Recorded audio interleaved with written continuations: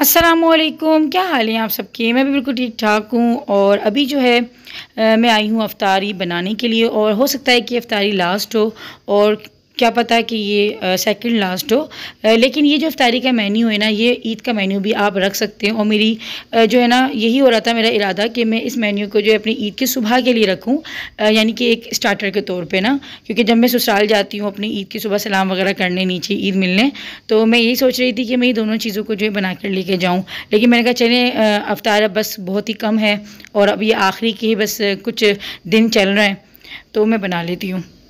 तो बहुत ही ज़बरदस्त रेसिपीज़ हैं, दोनों ही बहुत डिलीशियस थी। और जब मैंने ये रेसिपीज़ बनाई और नीचे लेके गई तो मेरे ससुराल वालों को जो है बहुत अच्छी लगी।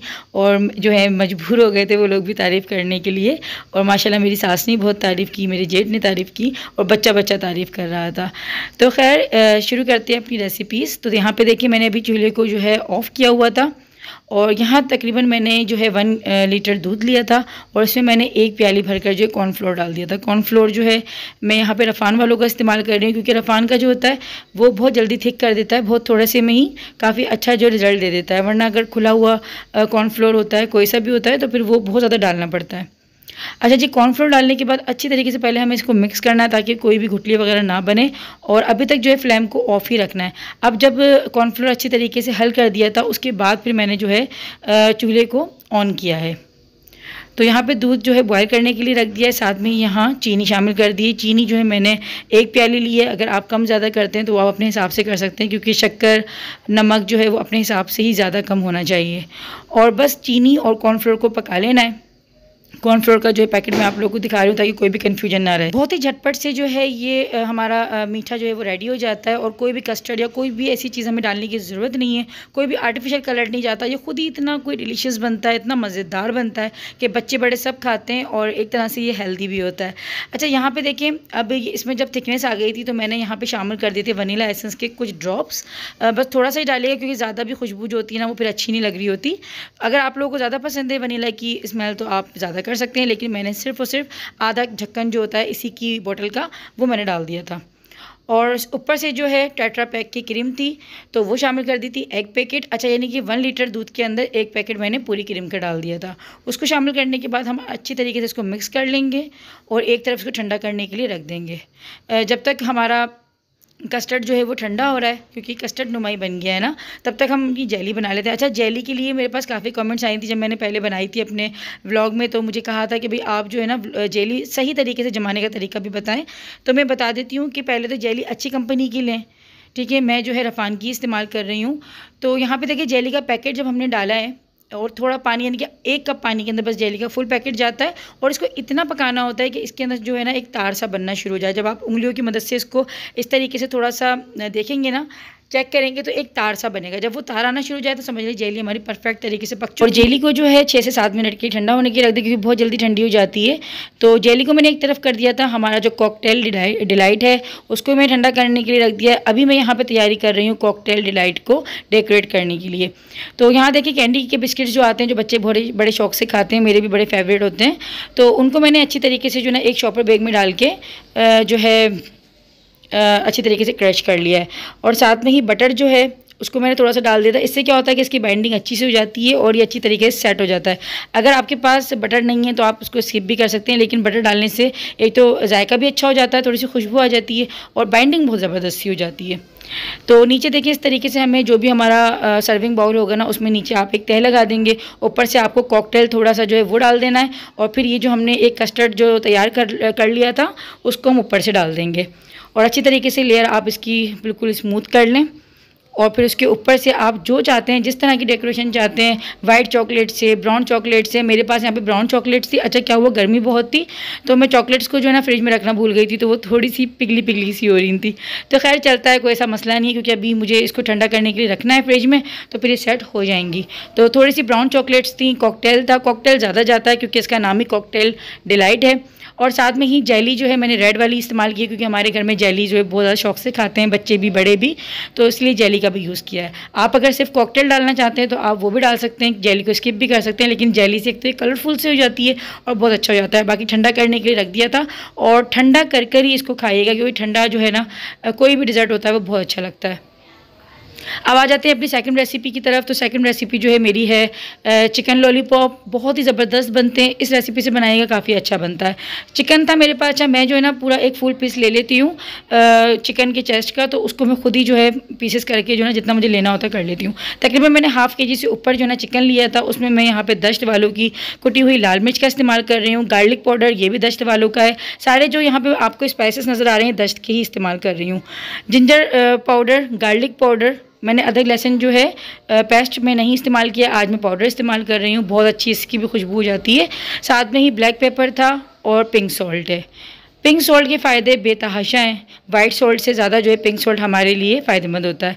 साथ में ही मेरे पास यहाँ पार्सले था, थोड़ा सा मैंने वो मिक्स कर दिया था। इससे क्या होता है खुशबू बहुत अच्छी सी हो जाती है। और सोया सॉस हमें डालना है, सोया सॉस तकरीबन 2 चम्मच था। अच्छा जी, दश्त मसालों की अगर ये रेंज आप लोगों को चाहिए अपने घर में और अपने किचन की शान बनानी है तो डिस्क्रिप्शन में लिंक दे दूँगी, आप वहाँ से ऑर्डर कर सकते हैं। इंडिया से मुझे काफ़ी कॉमेंट्स हैं कि इंडिया में ये मसाले आ सकते हैं, तो इंडिया में जो है ये ऑनलाइन डायरेक्ट नहीं हो सकते। अगर आपका कोई दुबई या फिर किसी और कंट्री में कोई रिलेटिव या फ्रेंड वगैरह रहता है तो आप वहाँ से उनके थ्रू मंगवा सकते हैं। अच्छा, सोया सॉस के बाद जो है मैंने विनीगर डाला था और हॉट सॉस अगर आपके पास ये ऑप्शनल है। अगर हॉट सॉस नहीं है तो आप चिली सॉस का भी इस्तेमाल कर सकते हैं, वरना चाहें तो आप इसको स्किप भी कर सकते हैं। प्याज थी मीडियम साइज़ की, उसको रफली काट के वो डाल देना है। सब चीज़ें चॉपर में डाल रही हूँ, चॉपर छोटा है मेरे पास तो थोड़ा सा मुझे प्रॉब्लम हो रहा था, बाकी जो है अच्छी तरीके से पिस गया था। और गाजर जो होती है वो बहुत ज़रूरी होती है। इसके अंदर गाजर थी, थोड़ी सी बंद गोभी थी और एक अंडा और ब्रेड से क्या होता है कि बहुत अच्छी जो है इसकी बाइंडिंग हो जाती है। जब हम फ्राई करेंगे ना अपने चीज़ी चिकन लॉलीपॉप्स को तो ये बिखरते नहीं हैं और टूटते नहीं हैं। अब यहाँ पे देखिए स्टिक्स, जो आइसक्रीम स्टिक्स होती है ना वो घर में होती हैं, क्योंकि बच्चों के लिए आइसक्रीम वगैरह बनानी पड़ती हैं। अगर नहीं है आपके पास तो मार्केट में आराम से मिल जाती हैं, बहुत सस्ती भी होती हैं, इतनी महंगी भी नहीं होती हैं। अच्छा देखिए चेडर चीज़ें यहाँ पे उनको मैंने छोटे छोटे पीसेस कर लिए थे और स्टिक्स के टॉप के ऊपर आपको थोड़ी थोड़ी सी चीज़ जो है इस तरीके से एंटर कर देनी। चिकन और मसालों को मैंने अच्छे तरीके से चॉपर में डाल के पीस लिया था। अब यहाँ पे देखिए हमें जिस तरह हम कोफ्तों को शेप देते हैं हमें वैसे ही इसकी शेप देनी है, लेकिन ये थोड़े साइज़ में बड़े होते हैं। और ये ध्यान रहे कि चीज़ जो है वो अंदर छुप जाए, चीज़ कहीं से भी बाहर ना निकले, वरना फ्राई करते वक्त आपकी चीज़ें चिकन लॉलीपॉप जो है वो ख़राब हो सकते हैं। तो यहाँ पर बस एक एक करके जो है ना मैं तमाम चीज़ें चिकन लॉलीपॉप्स को जो है कोट कर रही हूँ मैदे और ब्रेड क्रम्स के अंदर। पहले मैदे में जो है डिप करना है, उसके बाद जो है हमें ब्रेड क्रम्स लगाने हैं। अभी आधे घंटे के लिए मैंने इसको फ्रिज में रख दिया था। अब इसको मैं फ्राई कर लेती हूँ अफ्तार से बस तकरीबन 15 मिनट पहले, ताकि गरम गरम ही सबको सर्व हो जाए। तो बिस्मिल्लाहिर्रहमानिर्रहीम। ऑयल बस मैंने ले लिया, हल्का लो फ्लेम के ऊपर इसको बस हमें फ्राई करने, ज़्यादा हाई फ्लेम पे नहीं, वरना फिर ये एकदम से ऊपर से हो जाएंगे और अंदर से कच्चे रहेंगे। बेस्ट ऑप्शन होता है कि जब आप ब्रेड क्रम्स को और मैदे वगैरह के अंदर जब कोट करते हैं ना किसी भी चीज़ को, तो अगर आप चाहते हैं कि आपको ऑयल ज़्यादा ख़राब ना हो, उसमें ब्रेड क्रम्स ज़्यादा जो ना झड़े ना, तो क्या होता है कि आप फ्राई करने से आधा घंटा या 15 मिनट पहले जो ना फ्रिज में रख दें अपनी जो भी चीज़ आपने बनाई है, तो उससे ब्रेड क्रम्स जो होता है ना वो अच्छी तरीके से चिपक जाता है और ऑयल के अंदर वो ज़्यादा गिरता नहीं है और आपका ऑयल ख़राब नहीं होता। यहाँ पे आप देख सकते हैं कि मैं 2 फ्राई पैन्स का इस्तेमाल कर रही हूँ, लेकिन ब्रेड क्रम्स यहाँ पे नहीं गिर रहे ऑयल के अंदर और ऑयल हमारा बिल्कुल साफ़ सुथरा है। अब एक एक करके मैंने तमाम चीज़ें चिकन लॉलीपॉप्स को जो फ्राई कर लिए थे। बहुत हल्की आंच के ऊपर किया था, ज़्यादा जो है तेज़ फ्लेम के ऊपर हमें नहीं करना होता। और इसे आप टमाटो केचप के साथ जो है सर्व करें तो ये बहुत ही यमी लगते हैं। और अफ्तार हो, ईद हो, आप सब जो है ना दावतों में कहीं पे भी आप इसको स्टार्टर के तौर पे इस्तेमाल कर सकते हैं। ये काफ़ी ज़्यादा डिलीशियस लगते हैं और सबको ही पसंद आते हैं। माशाल्लाह से दोनों चीज़ें हमारी अफ्तार से पहले रेडी हो चुकी थी। अफ्तार में बहुत कम वक्त रह गया था, तो बस अब मैं दोनों चीज़ों को नीचे लेके जाऊँगी। और इस तरह का जो मीठा होता है ना, कॉकटेल डिलाइट हो गया, लबेशिरी हो गई या फिर दूध दुलारी हो गई, ठंडी ही अच्छी लगती है। तो जितना हो सके इन तमाम डिज़र्ट्स को अपने ठंडा करके ही जो है ना खाएँ और सर्व करें। निकाल लिया है, लेकिन इसमें बर्फ़ भी लगी है और फ्रूट्स वगैरह भी ऐसी हुई है, इनको थोड़ा सा भी सेट करके पीछे जाएंगे, क्योंकि जब तक मेरा हाथ नहीं लगता ना कोई भी चीज़ उस वक्त तक परफेक्ट नहीं बनती। अभी से बर्फ़ वगैरह डालती हूँ, सब चीज़ों को देखते हैं, फिर उसके बाद नीचे जाते हैं।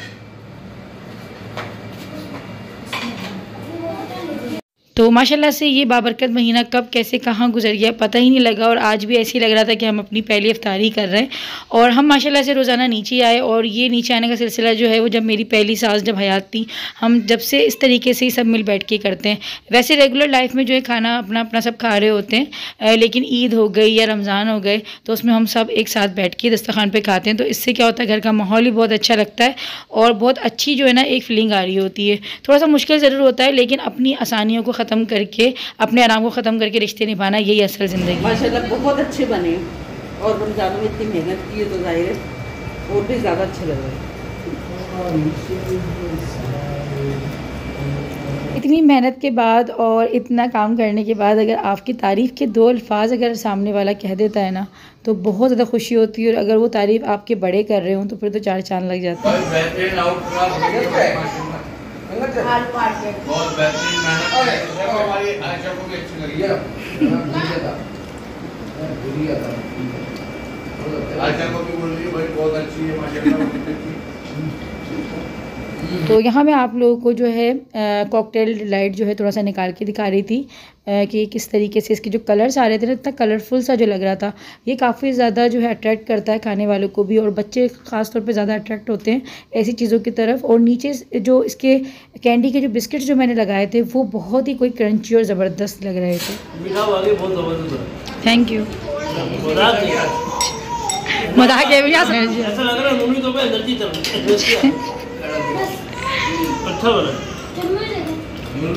तो माशाल्लाह भाई यहाँ पे चट हो चुका है ये। तो ये बता रहा है कि बहुत अच्छा बना था। कहीं बिक गया फाइल से शरबत? सारी बिक्री हो गई आपकी? थोड़ा सा बचा है इसमें। तो अफ्तार के टाइम पे जो है ना फालसे का शरबत मेरे हस्बैंड ने बनाया था। और मर्द हजरात जब किचन में काम करते हैं तो काम तो खैर कर लेते हैं, लेकिन उसके साथ जो है ना 10 काम और बिगाड़ भी देते हैं। तो यहाँ पे आप लोग देख सकते हैं मंजर की है मेरी सारी ड्रॉस के अंदर ऊपर ओवन तक पे जो है ना फालसे का शरबत हो रहा था। और एक एक चीज़ क्योंकि देर हो गई थी तो चिपक गई थी एक एक चीज़ ना, तो उसको साफ़ करना भी मुश्किल हो रहा था। तो बस ऐसे ही होता है और गुस्सा भी आ रहा होता है कि क्या काम और ज़्यादा मज़ीद बढ़ गया। तो सब चीज़ें जो है वॉश करी, किचन को अच्छी तरीके से क्लीन कर दिया था। और मेरे चैनल पे मेरी ये आखिरी इफ्तारी का जो है व्लॉग था जो मैंने आज आप लोगों के साथ शेयर किया था। इंशाल्लाह अब अगले साल ही आप लोगों के साथ सहरी और इफ्तार के साथ जो है हम मिलेंगे। और दुआ अल्लाह ताला से यही कि अल्लाह पाक जिस तरह से उसने रमज़ान हमारे इतनी खुशियों के साथ गुजारे, ईद भी हमारी खुशियों की भरी ही गुजरे।